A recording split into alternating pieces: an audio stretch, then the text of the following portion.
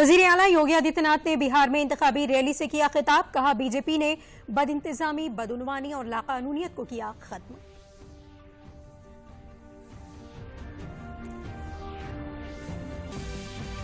आबो हवा की तब्दीली पर काबू पाने के लिए दिल्ली में India CEO forum virtual meeting का हुआ इनेकाद।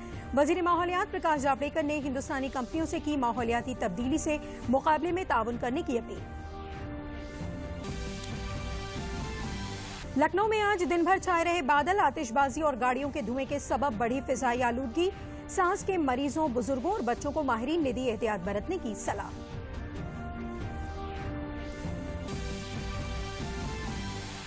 और 9वीं क्लास की तालिबा लक्ष्मी बच्चों को तालीम के जेवर से कर रही हैं आरास्ता। बरेली के एक गांव में लक्ष्मी की अनोखी पहल से लॉकडाउन में भी बच्चों की जारी रही पढ़ाई। आदाब, खबरों के साथ हाजिर हूं मेहदीबा हाशमी और अब खबरें तफसील से। वजीर आला योगी आदित्यनाथ ने कहा है कि शहरियत तरमीमी बिल के जरिए हुकूमत की ये कोशिश है कि कोई भी दरअंदाज भारत की सलामती में सेंध लगाने की अगर कोशिश करता है तो उसे मुल्क से बाहर निकाला जाए।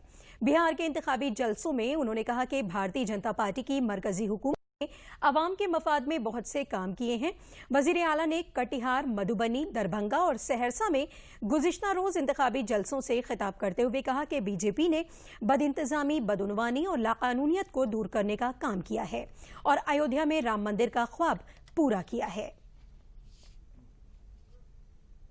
आबो हवा की तब्दीली पर कंट्रोल के हदफ से कौमी दारुल हुकूमत दिल्ली में इंडिया सीईओ फोरम की वर्चुअल मीटिंग तलब की गई। इसमें सीमेंट, स्टील, तवानाई, पाम समेत दीगर शोबों के सीईओज ने शिरकत की। इसकी सदारत वजीर माहौलियात प्रकाश जावड़ेकर ने की। इस मीटिंग के बाद कंपनियों ने 2020 से माहौलियाती तब्दीली से मुकाबले के लिए मंशूर पर दस्तखत भी किए। इस मौके पर वजीर माहौलियात ने तरक्की याफ्ता ममालिक से अपील की कि वो माहौलियात मवाफिक तकनीक को सस्ती लागत पर मुहैया कराएं ताकि माहौलियाती तब्दीली के असरात का मौसर तरीके से मुकाबला किया जाए। The answer to inconvenient truth is convenient action, and that convenient action path is very important. As we know, historically, world is getting lot of emissions over hundreds of years since industrial revolution that has caused climate change, and our responsibility in historical emission is just 3%.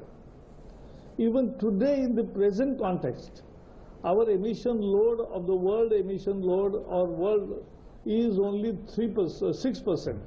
So that is also, we are low in the present context. We are absolutely low in the historical context. माहौलियाती तब्दीली पर हिंदुस्तानी लाएअमल को मजीद मजबूत बनाने के मकसद से हिंदुस्तानी कंपनियों के सीईओ ने वर्चुअल मीटिंग में तय किया कि माहौलियाती तब्दीली पर काबू पाने के लिए भारत की जानिब से जो अहदाफ मुकर्रर किए गए हैं उनमें हिंदुस्तानी कंपनियां मुकम्मल ताउन देंगी। वजीर माहौलियात प्रकाश जावड़ेकर ने हिंदुस्तानी कंपनियों से अपील की कि वो माहौलियाती तब्दीली से मुकाबला करने में ताउन दें। Developing economies to follow the environmental friendly path so that their emission level goes down, and that is what we aim at. So I will just appeal, and I am very sure that many factories are actually doing that they are trying to reduce their emissions. They are bringing more greenery in their campuses and their areas of influence. They are also using new technologies for saving water, and energy efficiency is also one more concern. वजीर आजम नरेंद्र मोदी आज virtual global investor round table conference की सदारत करेंगे। इस conference का इनेकाद मरकजी वजारत मालियात और कौमी सरमायाकारी और बुनियादी ढांचा फंड के जरिए मुश्तरका तौर पर किया जा रहा है। इस प्रोग्राम में मरकजी वजीर मालियात, मरकजी वजीर मुमलिकत बराए मालियात, RBI गवर्नर और कई सीनियर अफसरान भी शिरकत करेंगे। कॉन्फ्रेंस में 20 अहम सावरीन वेल्थ फंड और पेंशन फंड के अलावा दुनिया के कई ममालिक के सरमायाकार भी हिस्सा लेंगे। जम्मू कश्मीर के मरकज के जेर इंतजाम रियासत बनने के बाद पहली बार जिला तरक्कियात काउंसिल का इलेक्शन यानी डीडीसी इंतखाबात होंगे। रियासती इलेक्शन कमिश्नर के शर्मा ने प्रेस कॉन्फ्रेंस में बताया कि 8 मराहिल के इंतखाबात का आगाज 28 नवंबर से होगा, वहीं वोटों की गिनती 22 दिसंबर को होगी। इस इलेक्शन में पंचायत हल्के की इंतखाबी फेहरिस्त का इस्तेमाल किया जाएगा। इस इलेक्शन में सबसे अहम बात यह होगी कि मगरबी पाकिस्तान से आए पनाह गुज़ीर 70 बरसों में पहली बार अपने हक़ राय दही का इस्तेमाल करेंगे।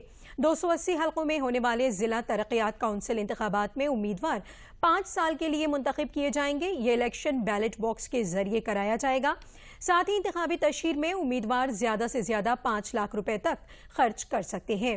रियासती इलेक्शन कमिश्नर ने बताया कि रियासत के जो लोग अब तक इंतखाबात में वोट नहीं डालते थे, इस बार वो पहली बार वोटिंग करेंगे। उन्होंने बताया कि इंतखाबात के मद्देनजर दाखिला सेक्रेटरी की निगरानी में कानून और इंतजाम की पूरी तैयारी कर ली गई है। हुकूमत हिंद की वजारत बराए इत्तलात व नशरियात के इलाकाई राब्ता आमा ब्यूरो प्रयागराज की जानिब से कोविड-19 बेदारी मुहिम का आगाज किया गया। लोगों को बेदार करने और कोविड-19 से एहतियात बरतने के मकसद से ये मुहिम शुरू की गई है। फूलपुर से रुकन पार्लियामेंट केसरी देवी पटेल ने हरी झंडी दिखाकर इस कोविड-19 रैली को रवाना किया। इस मौके पर रुकन पार्लियामेंट केसरी देवी पटेल ने कहा कि कोरोना अभी खत्म नहीं हुआ है, इसलिए जरा से भी लापरवाही बरतने पर इसके संगीन नतायज हो सकते हैं। हम सबको कोरोना से बचने के लिए हर मुमकिन इक़दाम उठाने की जरूरत है। इलाकाई राब्ता आमा ब्यूरो के मुआविन डायरेक्टर आरिफ हुसैन रिजवी ने कहा कि इस 10 रोजा बेदारी मुहिम के दौरान शहरी और देही इलाकों में मोबाइल नुमाइश, माइकिंग, बैनर, पोस्टर, स्टीकर, हैंडबिल्स और सकाफती प्रोग्रामों के जरिए लोगों को बेदार किया जाएगा। संदेश देना चाह रही हूँ कि अभी तक कोरोना धीमा होकर फिर ज़्यादा बढ़ने की उम्मीद है पूरी, और लोगों को जो लापरवाही इस समय हो रही है, गांव स्तर में लापरवाही नहीं होना चाहिए। कोरोना से बचने के लिए रेगुलर मास्क लगाना चाहिए, हाथ धुलना चाहिए, सैनिटाइजर का उपयोग करना चाहिए और 2 गज की दूरी ज़रूर बनाना चाहिए। लेकिन गांव स्तर में लोग कहते हैं यहाँ कोरोना नहीं है, लेकिन जो पढ़े लिखे लोग हैं वो अपना वो दे रहे हैं कि दूरी बनाकर चलते हैं। ये प्रसार होना चाहिए गांव स्तर में, और जो ये सूचना और प्रौद्योगिकी ये भारत सरकार द्वारा किया जा रहा है, ये बहुत अच्छा काम है। इसके लिए निरंतर प्रयास करते रहना चाहिए। प्रयागराज के शहर और ग्रामीण क्षेत्रों में लगातार हमारा ये प्रचार वाहन, जैसा कि आप देख रहे हैं, हमारे कलाकार घूम घूम कर वहाँ पे हैंडबिल्स बांटकर, पोस्टर्स लगाकर, बैनर्स लगाकर लोगों को 3 प्रमुख बातों की तरफ ध्यान देंगे। और उसमें से खास तौर से सबसे बड़ी बात यह है कि अपने हाथों को आप लगातार साबुन से धोते रहिए और मास्क आप अवश्य लगाइए। कभी भी घर से बाहर जाइए तो मास्क जरूर लगाइए, और घर से वापस आते हैं तो मास्क आप हटा दीजिए और अपने हाथों को साबुन से धोएं और सैनिटाइजर का भी इस्तेमाल करें। इसके अलावा अपने आपस के आप कार्यक्रमों में शामिल होते हैं तो वहाँ पे 2 गज की दूरी हमें बनाकर रखना है, ताकि ये संक्रमण का खतरा जो है वो ना बना रहे। लखनऊ में आज दिन भर बादल छाए रहे और हवाई आलूदगी बढ़ने के सबब लोगों को सांस लेने में दुश्वारियों का सामना करना पड़ा। माहिरीन का कहना है कि गाड़ियों के धुएं और गुज़िश्ता शब लखनऊ में हुई आतिशबाजी के सबब राजधानी लखनऊ का फिजाई मेयार बिगड़ता जा रहा है। लोगों की शिकायत है कि आलूदगी बढ़ने से आंखों में जलन हो रही है और थोड़ी दूर ही चलने पर सांस भी फूल रही है। माहिरीन का कहना है कि हुकूमत को आलूदगी कम करने के लिए वसी पैमाने पर पानी का छिड़काव करना चाहिए। इस दरमियान CPCB से मौसूल एदाद-ओ-शुमार के मुताबिक लखनऊ में हवा के मेयार का इंडेक्स AQI 291 यानी खराब दर्जे पर पहुंच गया है। तिबी माहिरीन ने सांस के मरीजों, बुजुर्गों और बच्चों को सुबह और शाम घर से ना निकलने की सलाह दी है। मतलब हमारे लखनऊ का जो है क्वालिटी इंडेक्स है वो 291 है, ये बहुत ही पुअर है।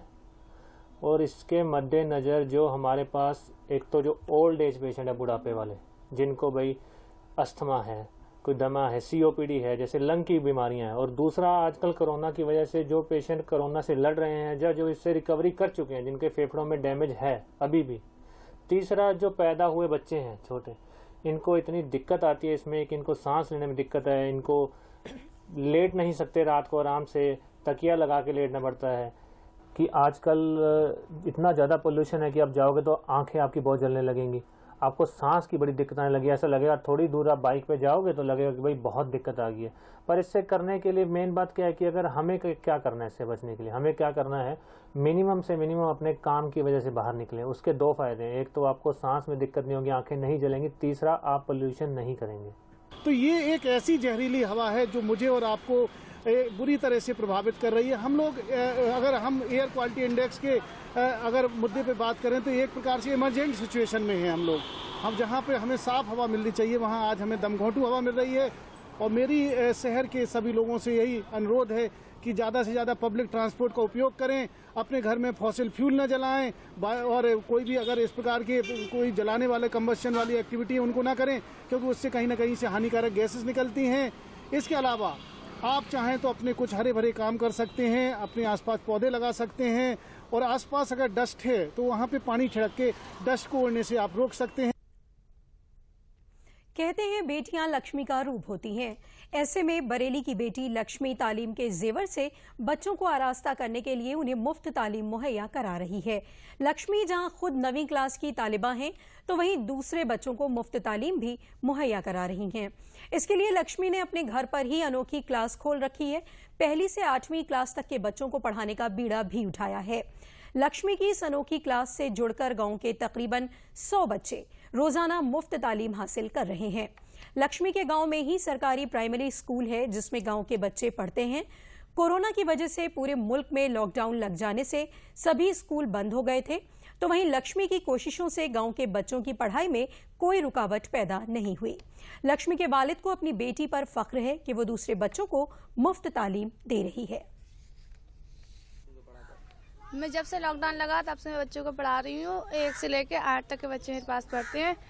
और सर मुझसे मैम लोगों ने कहा हमारे बच्चों को पढ़ा दोगी, मैंने कहा पढ़ा देंगे। गायत्री मैम ने और बिलबाबाई मैम ने सब ने कहा। मुझे एक बोर्ड भी दिया पढ़ने के, बच्चों को पढ़ाने के लिए। और मैं खुद भी 9th क्लास में पढ़ती हूँ और बच्चे अच्छे लगते हैं, पढ़ाते थे, पढ़ा इनको भी टाइम मिलता है, इनको भी सब पढ़ाती हूँ रोज ही लगातार। ये जब हम लोगों का शासन का आदेश आया था ऑनलाइन ग्रुप से पढ़ाई जो कराई जाए, तो अप्रैल में हम लोगों ने ग्रुप बनाया। तो गांव वालों के पास एंड्रॉयड फोन बहुत कम थे। इस बच्ची के पास छोटा सा जियो का एक फोन था। हमने इससे बोला कि बेटा आप ऐसा करो, अपने पड़ोस वाले बच्चों को जो होमवर्क देते हैं डेली ग्रुप पे, वो अपने पड़ोस के बच्चों को करा दिया करो। इस बच्ची ने बच्चों को बुलाया और उनको वो होमवर्क कराती थी। फिर वो बच्चों की फोटो खींच के कॉपी की हमारे ग्रुप में डालती थी। फिर धीरे धीरे करके जब वो इस तरह से उसका काम ज्यादा बढ़ गया, बच्चे ज्यादा आने लगे, फिर हमारे पास वो ब्लैक बोर्ड के लिए आई। फिर हमने उसको एक बोर्ड भी दिया और उस पे अब वो ये है कि वो क्लास की तरह ग्रुप में बच्चे लगाती है। मतलब कक्षा 1 का ग्रुप अलग लगाएगी, 2 का, फिर उनको कंबाइंड रूप से ब्लैक बोर्ड पे होमवर्क नोट कराती है। वो बच्चे अपने कॉपी पे उतारते हैं, फिर काम करते हैं, फिर सबका फोटो खींचती है, उसके बाद हमारे ग्रुप में सेंड कर रही है। हिंदुस्तानी रेलवे और अवामी जुमरे की इकाइयों की मौजूदा शक्ल में मीडिया के किरदार के मौजू पर आज लखनऊ में रेल मुलाजिम एसोसिएशन के जरिए एक कॉन्फ्रेंस का इनेकाद किया गया। कॉन्फ्रेंस में चीफ मुकर्रर के तौर पर इजहार ख्याल करते हुए नॉर्दर्न रेलवे कर्मचारी एसोसिएशन के चेयरमैन शिव गोपाल मिश्र ने कहा कि रेलवे हमेशा से ही फायदे में रहा है। रेलवे ने कोरोना की वबा के दौरान भी अच्छा रेवेन्यू हासिल किया है। ऐसे में रेलवे की निजीकारी नहीं की जानी चाहिए। उन्होंने कहा कि महकमा रेलवे एक फायदेमंद इकाई है और इसकी निजीकारी से इसके कयाम के बुनियादी जज्बे को नुकसान पहुंचेगा। उसमें भी फायदे में थी और रेलवे अगर इस साल लॉकडाउन नहीं हुआ होता तो भी फायदे में रहती। अभी हम लोग 16% अधिक जो है वो माल भाड़ा ढो रहे हैं और मुझे उम्मीद है कि इस माल भाड़े के बूते पर इस साल जो कोरोना काल में भी हम फायदे में चला करके दिखाएंगे। बातें 2 हैं। एक तो यह है कि हमारे जो फेयर्स हैं उनका रेशनलाइजेशन नहीं हो रहा है। अगर उनका रेशनलाइजेशन हो, जो पैसा दे सकता है उससे पैसा लिया जाए और जो पैसा नहीं दिया जा सकता है उसको छूट दी जाए। अगर हम इस नीति का इस्तेमाल करें तो रेलें कभी घाटे में नहीं रह सकती हैं। ये जो निजीकरण की चर्चा है वो कोई घाटे और मुनाफे को लेकर के नहीं है। हमें जब हम जो है वो एक सोशल इंस्ट्रूमेंट है, समाज में गरीब लोगों के लिए भारतीय रेल है, तो हमें ये घाटे और मुनाफे की बात करनी भी नहीं चाहिए। आज से राजधानी लखनऊ में माटी कला बोर्ड के जरिए 10 रोजा माटी कला मेले का इनेकाद किया जा रहा है। इस मेले में पूरी रियासत से आए मिट्टी का सामान बनाने वाले कुम्हारों ने अपनी अपनी मसनूआत की नुमाइश लगाई है। मकामी मसनूआत को पहचान दिलाने के लिए माटी कला बोर्ड के जरिए मुसलसल कोशिशें की जा रही हैं और इससे जुड़े लोगों को मदद भी मुहैया कराई जा रही है। इसी सिलसिले में ये नुमाइश लगाई गई है। आज से लखनऊ में माटी कला बोर्ड के द्वारा माटी कला मेला लग रहा है। क्या कुछ है इसमें खास, हम जानते हैं इसके अध्यक्ष धर्मवीर जी से। धर्मवीर जी, क्या कुछ खास है इसमें आज? देखिए, माननीय मुख्यमंत्री जी की प्रेरणा से सभी जनपदों में मुख्यमंत्री जी की इच्छा थी कि टूल किट का वितरण दीपावली से पहले शीघ्र ही हो जाए। हम सब लोगों ने प्रयास करके लगभग 30 जिलों में माटी कला बोर्ड की जो टूल किट्स हैं वो सभी वितरण की गई। 30 जिलों में तो हमारा स्वयं जाना हुआ, अन्य जिलों में भी सभी कोई जिला बचा नहीं जिसमें टूल किट्स का वितरण नहीं हुआ हो। 15 जिलों में हम लोगों ने दिए की डाई, मूर्ति की डाई, कलर करने वाली कंप्रेशन मशीन, वो सब हम लोगों ने दी हैं। वही 15 जिलों के लोगों को यहाँ जिन्होंने अपनी कृतियाँ बनाई हैं उन मशीनों के द्वारा उन लोगों को बुलाया गया। और हमारी इच्छा है, उत्तर प्रदेश सरकार की इच्छा है कि जो ग्रामीण क्षेत्र में दूर दराज में जो शिल्पकारों की कलाकारी छिपी हुई पड़ी थी उसको उभारने के लिए, उसका प्रसार करने के लिए, एक प्लेटफॉर्म देने के लिए ये माटी कला बोर्ड का एक 10 दिन का एक आयोजन यहाँ एक हम कर रहे हैं। उसी के तहत आज इसका प्रदर्शनी का उद्घाटन है। लखनऊ में ये लोग आए हुए हैं, इनकी कलाएं अब देखेंगे यहाँ पर जो लोग आएंगे यहाँ अगले 10 दिनों में, तो इनका क्या उत्साह है, उत्सुकता? कल हमने जो है अभी दुकानदारों से बात की है या जो लगाए हैं सबसे बात की है, लोगों का आना जाना शुरू हो गया है और दुकानों की कुछ इनकी बिक्री भी शुरू हुई है। तो अच्छा लग रहा है कि इनकी यहाँ आने की मेहनत शायद भगवान की कृपा से वसूल हो जाएगी। और दीपावली का पर्व है, उसमें इन सब चीज़ों का ज़्यादा प्रयोग भी करते हैं लोग। देखिए, हम लोगों की इच्छा है और माननीय सरकार की भी इच्छा थी कि इस बार माटी कला से संबंधित शिल्पकारों की बनाई हुई कृतियाँ मार्केट में आएँ और चाइना मार्केट से दूर रहे। उसी का प्रयास हम लोगों का है ये, और लग रहा है कि हम लोग कामयाब हो जाएंगे। तो ये थे धर्मवीर जी जो बता रहे थे कि यहाँ पर अलग अलग जगहों से शिल्पकार आए हुए हैं और जो मिट्टी के बने सामान है आप देख सकते हैं, बेहद ही खूबसूरत है ये सामान। अलग अलग जनपदों से हैं। ये चुनार मिर्जापुर की ये स्टॉल है, तो अगला स्टॉल प्रयागराज, बाराबंकी, गोरखपुर, मिर्जापुर, आजमगढ़ समेत कई जनपद हैं। यहाँ पर यहाँ के जो कलाकार आए हुए हैं अपनी कला का प्रदर्शन करेंगे और उनके बनाए हुए जो भी प्रोडक्ट है उनको एक अलग पहचान मिलेगी। रामजी वाजपेयी के साथ विकास सिंह, डीडी न्यूज़, लखनऊ। बाराबंकी जिले में किसानों की मेहनत और लगन से इस साल धान की पैदावार बहुत अच्छी हुई है। हुकूमत ने किसानों को ज्यादा से ज्यादा फायदा पहुंचाने के लिए इस साल धान खरीद के लिए 1868 रुपए कमान और 1888 रुपए ग्रेड ए सहारा कीमत मुकर्रर की है, जिससे कोरोना की वबा के इस बुहरानी दौर में किसानों के धान की खरीद सरकारी खरीद मराकज पर जोरों से चल रही है। बाराबंकी जिले में धान खरीद का हदफ 13 लाख कुंटल मुकर्रर किया गया है, जिसके मुकाबले में जिले में 58 धान खरीद मराकज में 10 एजेंसियों के जरिए अभी तक तकरीबन 5445 मीट्रिक टन धान की खरीद की जा चुकी है। खरीद मराकज पर कोरोना वायरस से बचाव के लिए सोशल डिस्टेंसिंग पर अमल दरामद कराया जा रहा है और साबुन, हैंड सैनिटाइजर का इंतजाम किया गया है। जिला मजिस्ट्रेट डॉक्टर आदर्श सिंह ने बताया कि हमारे छोटे और सरहदी किसान जिनकी पैदावार कम हुई है उनके धान की खरीद तरजीही बुनियाद पर की जा रही है। हफ्ते में मंगल और शनिचर के दिन सिर्फ छोटे और सरहदी किसानों के ही धान खरीदने की सहूलत मुहैया कराई जा रही है। जिले में किसानों की सहूलत के लिए कंट्रोल रूम का कयाम भी किया गया है, जिसका नंबर 1800-1804-133 और 229816 है। इन नंबरों पर किसान अपनी शिकायत दर्ज करा सकते हैं। यहाँ पे धान हमने लाई हूँ धान मेरा तौला जा रहा है 1868 का। हमको पैसा 2-3 दिन में मिलेगा।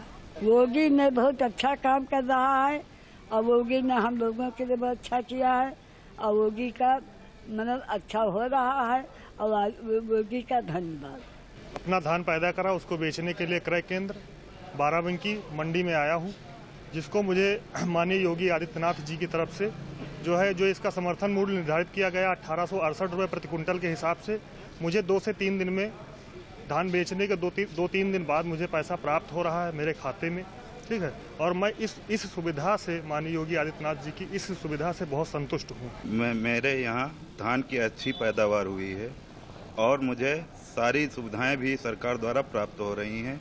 मेरा धान यहाँ लेवी पे विक्रय केंद्र पे आया हुआ है, जो कि तौला जा रहा है और इसका पैसा भी 2-3 दिन में रिफंड हो जाएगा। सरकार से हम लोग बहुत संतुष्ट हैं। किसानों के लिए बहुत अच्छी सुविधाएं दे रही सरकार।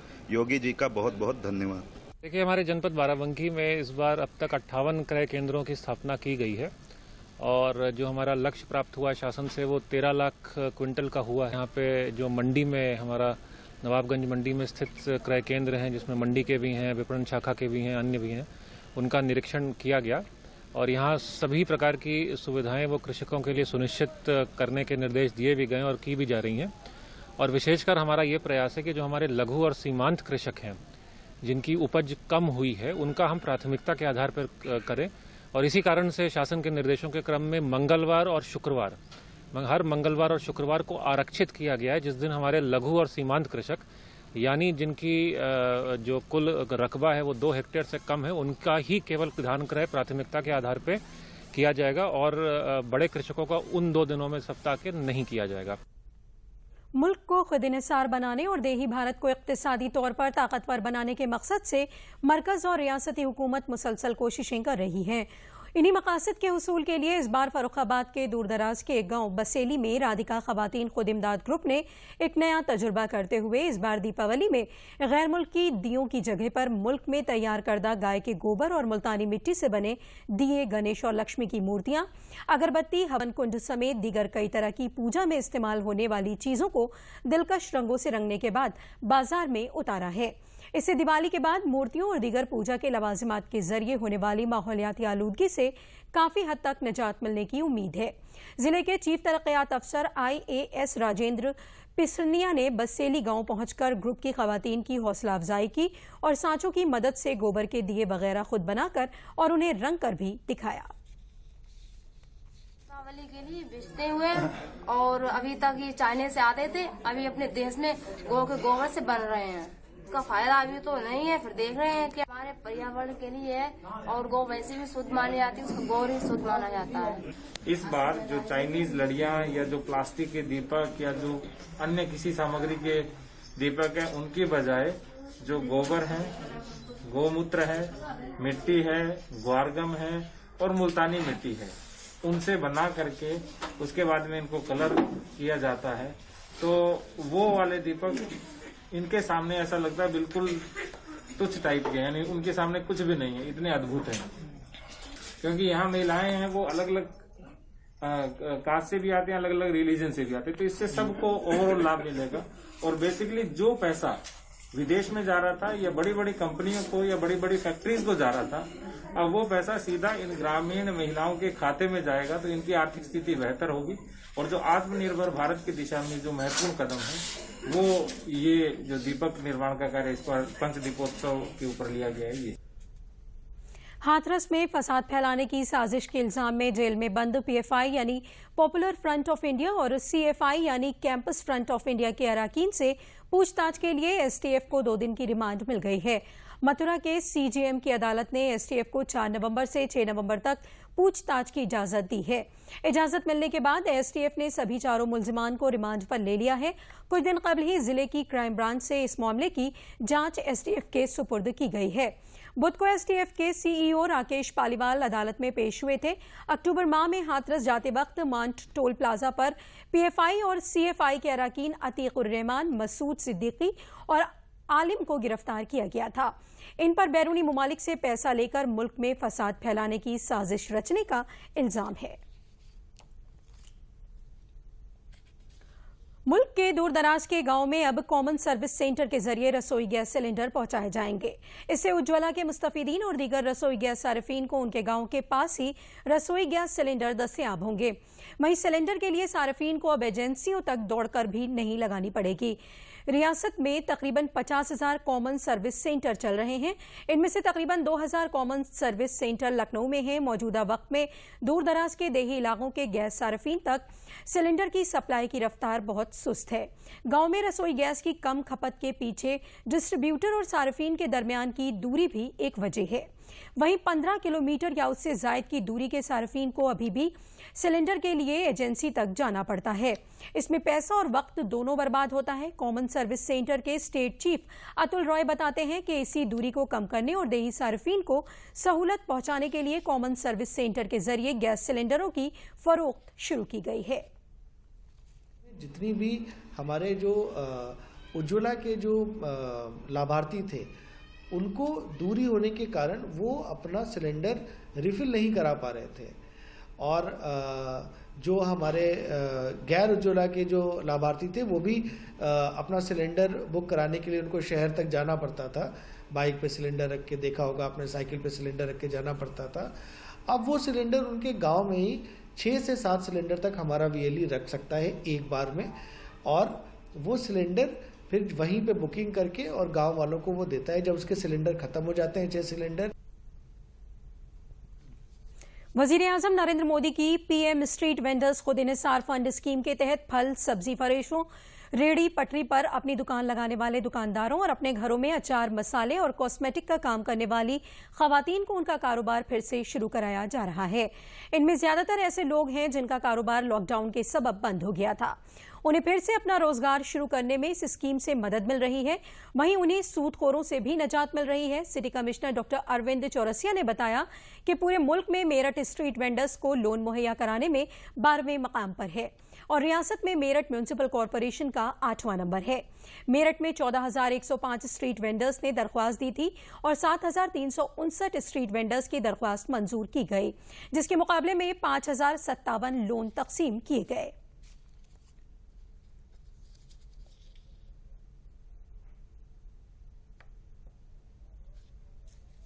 कुसुमलता नाम है मेरा, और मोदी जी ने हमें 10,000 रुपए का लोन दिया है। इससे हमने अपना कारोबार बढ़ाया है। मतलब जैसे कि मेरा मसालों का काम है, मैंने अचार का काम बढ़ाया है। इसमें मसालों का भी पैकेट बनाती हूँ, 10-10, 20-20 रुपए के, 50 रुपए के पैकेट बना के घर घर जाके बेचते हैं हम। प्रधानमंत्री का बहुत धन्यवाद कहते हैं। मेरा नाम रमा शर्मा है, मैं प्रधानमंत्री योजना से जुड़ी हुई हूँ और मैं कॉस्मेटिक का काम करती थी, तो मेरा लॉकडाउन में काम बिल्कुल ठप हो गया था। प्रधानमंत्री की योजना, मुझे 10,000 रुपये लोन मिला है। मैं प्रधानमंत्री जी की बहुत अहम से शुक्रिया अदा करती हूँ कि मुझ जैसी औरत को जो उन्होंने मदद करी है, और मैं बहुत बहुत धन्यवाद करती हूँ। और मेरा अब काम बढ़िया चल रहा है। मेरा नाम अंजलि है, मैं सब्जी का काम करती हूँ, फल बेचने का। मेरे पापा नहीं है, मैं मम्मी और मैं हूँ। घर में जो बड़े हैं हम, बाकी सब छोटे हैं। मेरे खुद 2 बच्चे हैं जो छोटे हैं, और मैं काफ़ी परेशानी हुई थी लॉकडाउन में, लेकिन जब से हमें लोन मिला है, ये पास हुआ है, हमें काफ़ी काम आसान हो गया है, और सामान लगाना भी, दुकानदारी भी काफ़ी आसान हो गई है हमारे लिए, और हमें काफ़ी आसान हो गया है। हम अपना काम भी कर रहे हैं और हमारा काम भी चल रहा है अच्छे से। ये लॉकडाउन में बहुत ज़्यादा दिक्कत हो गई थी, और इसी के लिए प्रधानमंत्री जी ने जो ये योजना चालू करी है, इससे बहुत राहत मिली है। मैं उनका तहे दिल से बहुत बहुत धन्यवाद देता हूँ। कोई भी दिक्कत नहीं हुई, बैंक ने लोन तुरंत दे दिया हमें। और अब अहम खबरें एक बार फिर।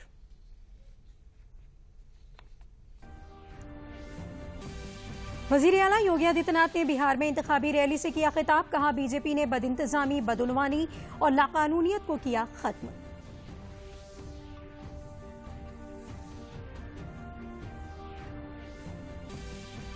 आबो हवा की तब्दीली पर काबू पाने के लिए दिल्ली में India CEO forum virtual meeting का हुआ इनेकाद। वजीर माहौलियात प्रकाश जावड़ेकर ने हिंदुस्तानी कंपनियों से की माहौलियाती तब्दीली से मुकाबले में ताउन करने की अपील। लखनऊ में आज दिन भर छाए रहे बादल, आतिशबाजी और गाड़ियों के धुएं के सबब बढ़ी फिजाई आलूदगी। सांस के मरीजों, बुजुर्गों और बच्चों को माहिरीन ने दी एहतियात बरतने की सलाह।